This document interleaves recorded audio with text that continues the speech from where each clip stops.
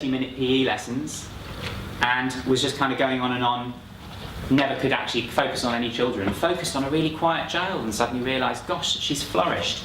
She started going to PE club. So it's about starting with the outcome in mind. What do we want to change around the student learning?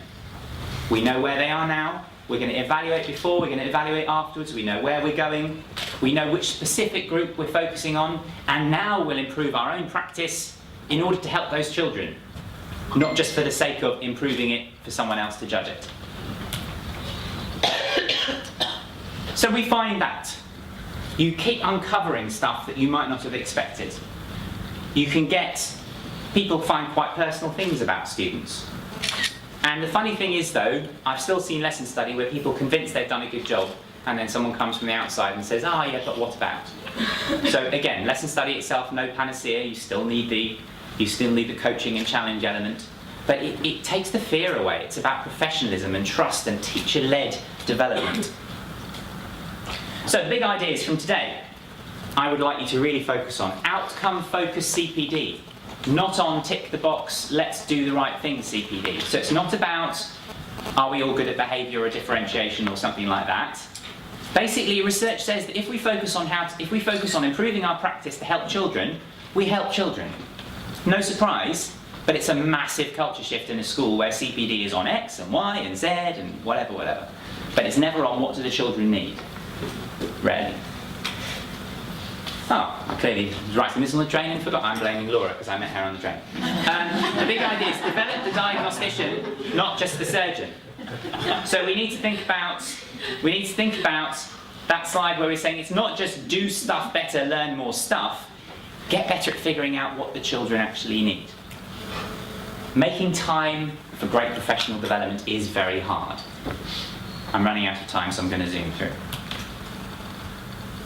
You can see them later. Quick plug. So basically we know this is very hard, we know schools struggle with this, we know some of the ideas are very complicated and difficult, and it's challenging as a leader of professional development in your school. So we created the National Teacher Inquiry Network. We've got 60 schools now, got some amazing schools involved, and some schools who know they're not as amazing as they want to be, but really aspire to get there. And we help them audit each other, they have conversations with each other. What does professional learning look like in your school, in my school? What do all my staff think? We survey them all, we do it every year, what's changing, help them with lesson study, how do we evaluate it, come up with great questions, how do we connect schools together to help each other, how do we give them access to all this research, so they have 1,800 research journals at their fingertips to search, help evaluate and get a really powerful voice. So I think it's really important, and it's a good thing, because it's actually about enhancing professional ability to improve ourselves and giving that the time it deserves rather than just being people who deliver. We also have this, which if you haven't seen it, start using it. It's like TripAdvisor for CPD, basically. The more you use it, the better it gets. The more you write reviews on it, the better the providers get. Funnily enough, we find only about 5% of people that we speak to try and compare CPD providers before they go on a course. Normally just, I'm going to go on this one that someone told me. And finally, get in touch. Thank you.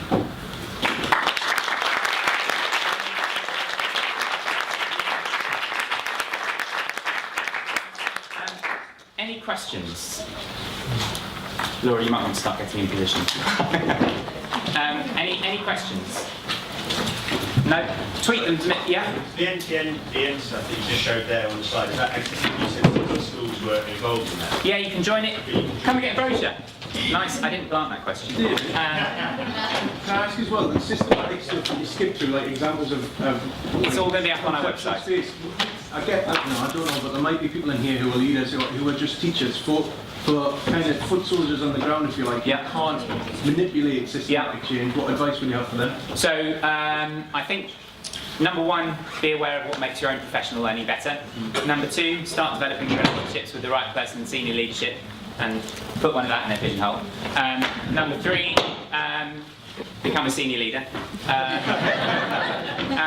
And number four, I think it's about starting the debate in your school and actually saying, hey look, how about we try it this way? Sometimes senior leaders don't do stuff because they're scared. bear that in mind too. They're not always evil, despite what some people on Twitter say. Okay, hope that helps. Come and have a chat to me later. Tweet at me. Thank you very much.